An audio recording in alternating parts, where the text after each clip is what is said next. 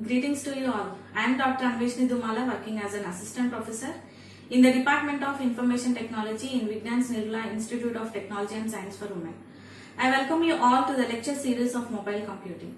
In the last class, we have discussed the mobile IP packet delivery process, which contains three phases. The first one is agent discovery.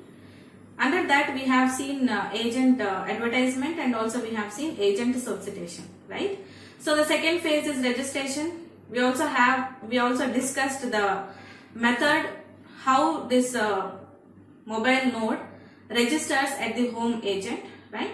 So in this next one, we have seen data transferring by using encapsulation and tunneling process, right? So under that, we have three different methods.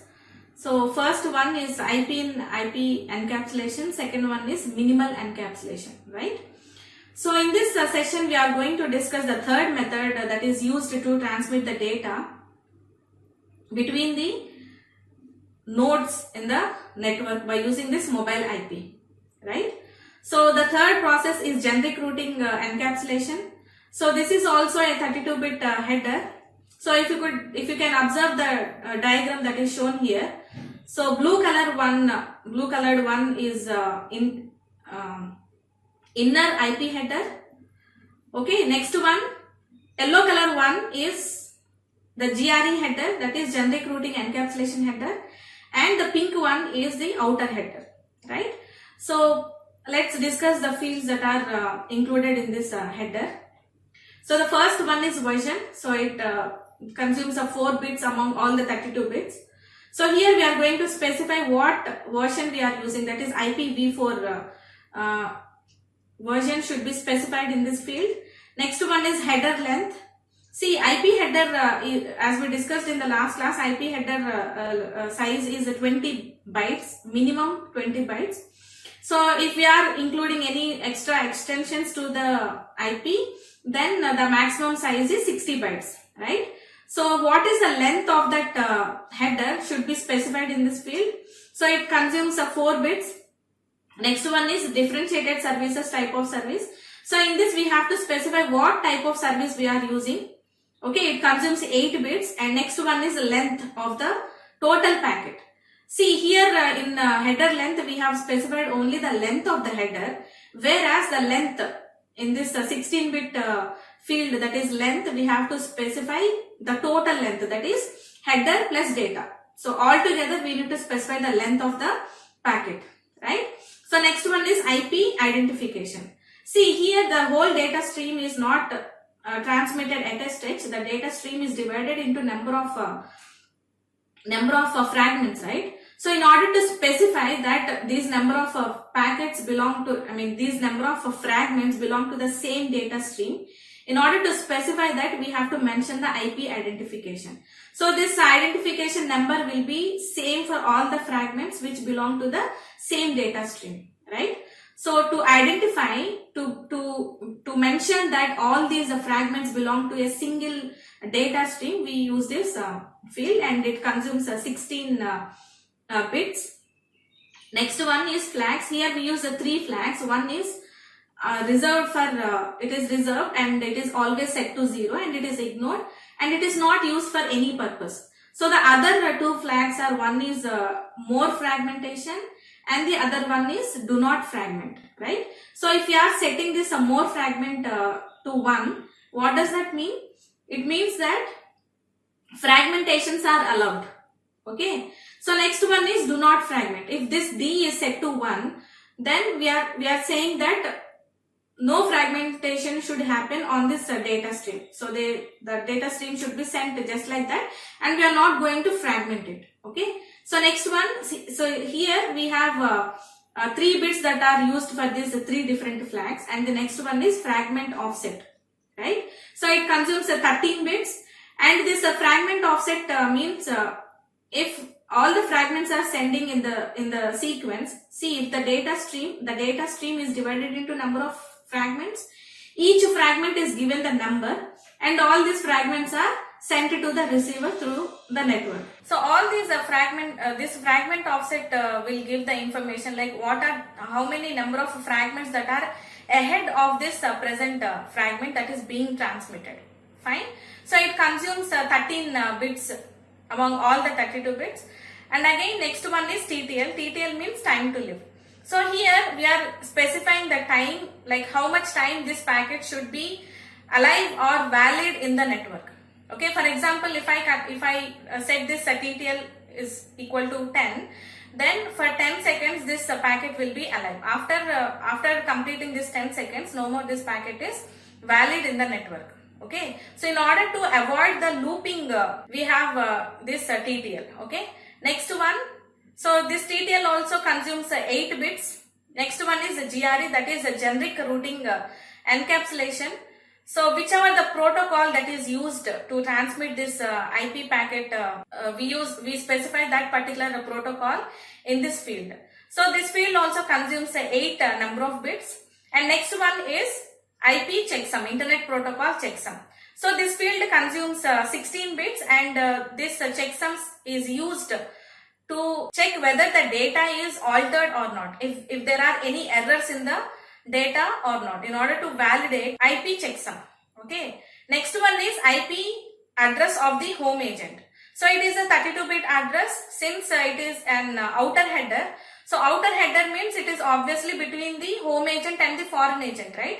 So the source will be the IP address of home agent, and the destination will be the foreign agent's IP address, that is care of address. Okay, so both IP address of home agent is specified, and also care of address is also specified. Both are 32-bit, both will consume 32 bits. Okay, next one, here comes the GRE header, which is also a 32-bit size.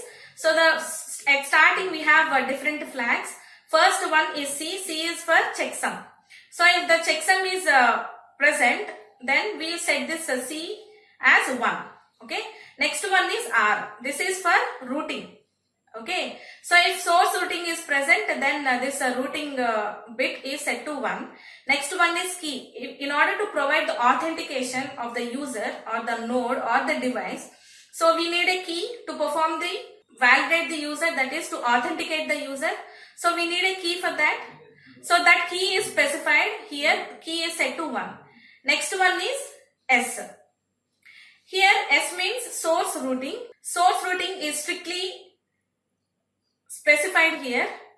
If that source routing is set to 1, then obviously the last field in this GRE header should also be specified. Routing optional field is there, right? So in that we have to specify what is the route from the source. Next one, capital S. The after key we have another S, that is sequence number. So if we have different sequence numbers, so every fragment will have the number, we have to give the number. So each fragment will follow different paths in order to get to the receiver. So after all these fragments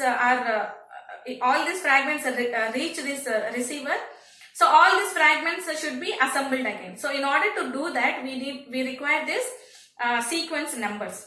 Fine. So next one is reservation, RSV. So that is for some reservation bits are there. So next one is version. Here also we specify the version. Next one is protocol. So whichever the protocols that are supporting all these fields, they are specified here, MAC protocols. Next field is checksum. So in that checksum, if a checksum bit is set to 1, obviously here what are the things that are related to this checksum should be specified here. Next one is offset, that is also optional. Next one, key. If we have the key to authenticate the user, that key should be specified here. And the next one is sequence number. If the sequence number S is set to 1, so here we need to provide the information regarding the sequence numbers, right?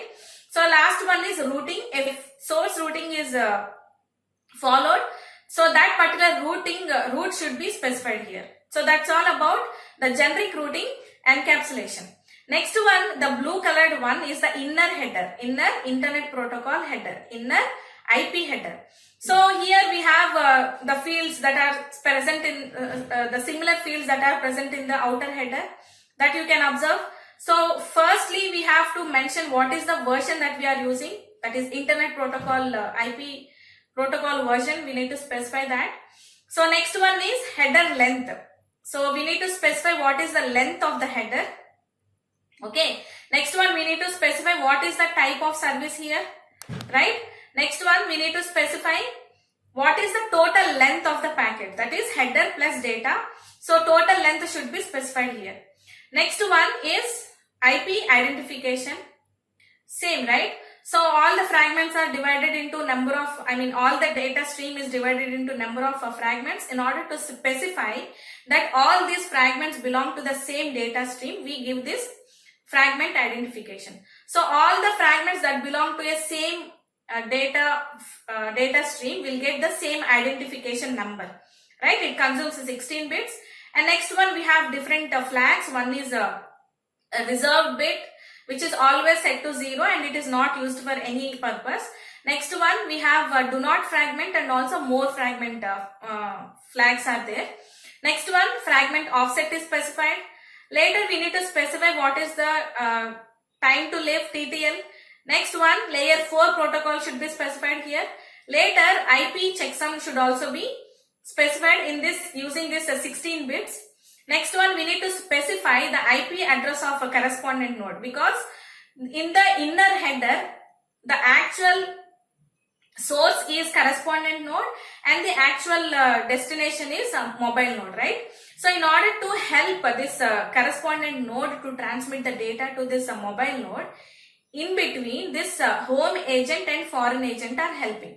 So this home agent and foreign agent details are specified in the outer header, whereas this correspondent node address and the actual mobile node address are specified in the inner header. Okay. So IP address of correspondent node is specified and also IP address of this mobile node is specified. Next one. So this is all about the generic routing encapsulation header. So here we can see the overall process, like we have the original data. That original data is attached with this original header.